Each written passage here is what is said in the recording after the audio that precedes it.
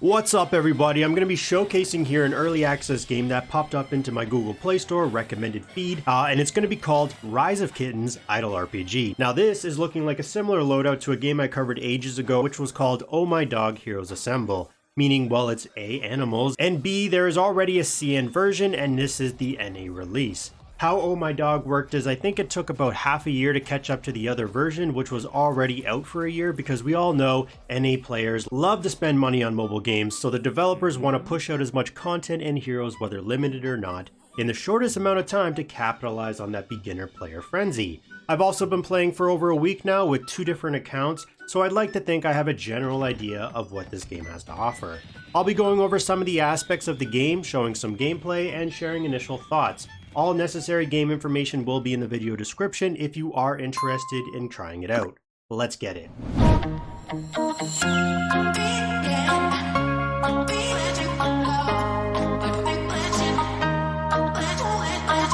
When you first load up this game after you finish your tutorial, you are going to be littered with icons on your screen. Like, there is so much at the top here, on the side, on the bottom. For me, when I saw this, I was already thinking, well, red flag. This is a very common template for these idle gachas to shower you with opening server quests and rewards, login gifts, etc. But it's also an opportunity to bombard you with an insane amount of packs to buy. Besides the clutter of mess the main screen is, you can hide everything by clicking the hide arrows like here and here. Now moving into the character design, so like Oh My Dog, instead of dogs, it's going to be kitty cats. You have various figures of history, such as you have King Arthur, you have Genghis Khan, you have Caesar. Like, you can just see from me scrolling in my roster the various historic people. The designs are interesting, they're cute. For combat, you can make a team of 6 heroes plus an immortal. Now there are various ones it looks like you can get progressing in the game, or maybe it's just gacha luck. Each have a different skill, like the one everyone starts out with is going to be the werewolf. The skill is to deal true damage to 2 random enemies. Then we have Medusa here, which also does true damage to 2 random enemies, but also inflicts weakness.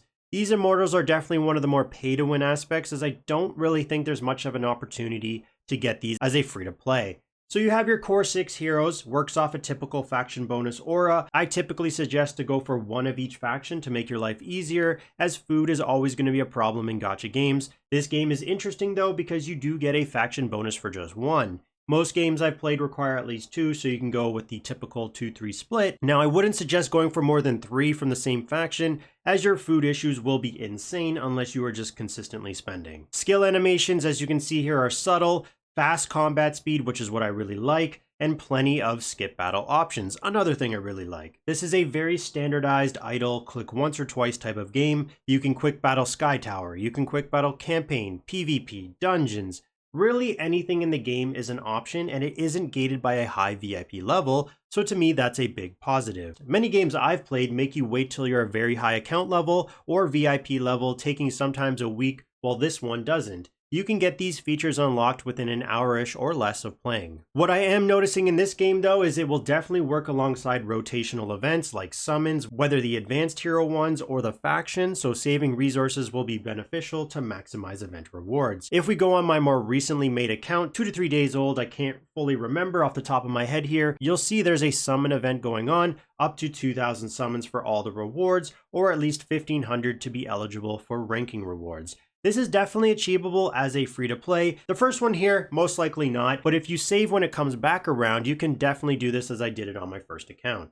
It is very much a saving game, so this can lead to boredom quicker than normal. I'll do some summons on this account so that you can get an idea. Basically, every 10 pulls you are guaranteed a 5-star, but it ranges from fodder to the SSS quality ones. My next video, which will be clickable at the end of this one, I'll go over an early game progression hero tier list so you can avoid any mistakes. As for the codes, we all love codes to help you on your early game progression. The ones that I know of I will put up on the screen right now, so you can write these down, but I will have these also pinned in the YouTube comment down below. But what I will say is I had a hard time finding where to actually input these. Normally it's in your game settings, like if we go to profile, settings, but it's actually not there. Instead, on the main screen, you go to your rewards center, which by the way might not show up until day 2. I could be wrong, but on my recent account, I swear I didn't get this on day 1. But you're going to go to the rewards center and then exchange pack, and then you're going to start entering all those codes I have on the screen. They don't seem to be case sensitive. If anyone has any others that I have missed, please leave a comment so others can benefit. Overall, this is a decent side game, but there's definitely 2 things I dislike the most. First being the campaign progression is tied into your account level, meaning despite how strong you are, you will be campaign locked, and because of this, campaign never feels challenging at all. You can see on this screen, in order to push into the next chapter, I have to be a specific account level. Currently, you can see right here at the top, that's my level. So I'm kind of just left here sitting, waiting for my idle rewards to build up. You're definitely going to want to max out as many raid attempts as you can, because this is the only way to get that account XP. The second thing is hero XP seems very hard to get. Just trying to level up my main DPSer, whether on my first or most recent account, is very hard to do, at least early on. Like most games, resource issues eventually get better, but this game in particular, really the only solid way of getting hero XP is from the Azura Battlefield game mode. The problem is they lock this behind gold because your chances don't regen over time. I think when this timer resets, you are given a specific amount, but after that you need to buy more. Even though the price of gold does look cheap, these definitely will add up because you may take multiple attempts to take down a boss stage. So unlike most games where at the start, of course, you're going to have those resource issues, but they do eventually get better, this game, so far at least for the hero XP, seems to just get worse. If it wasn't for that Azura Battlefield, your AFK rewards or even the daily dungeon one does not even give remotely enough hero XP to do anything. Now, I don't mind resource waiting, but it seems like the wall is much higher than other games. So once again, this is going to lead you to getting stuck on content faster than usual, and it's also very expensive to buy this hero XP in the market with gold for the amount you need, so I personally haven't been doing this. It is, however, generous in its summons and gold, which is basically your diamonds, gems, crystals, or what they call them in most games. With all the login rewards, events like this first beginner week seen here, hero food requirements seem to be on par with other games. My suggestion would be to only invest into 1 to 2 heroes at the start and let them carry you into the mid/early late game before trying to spread out your resources to your team of 6.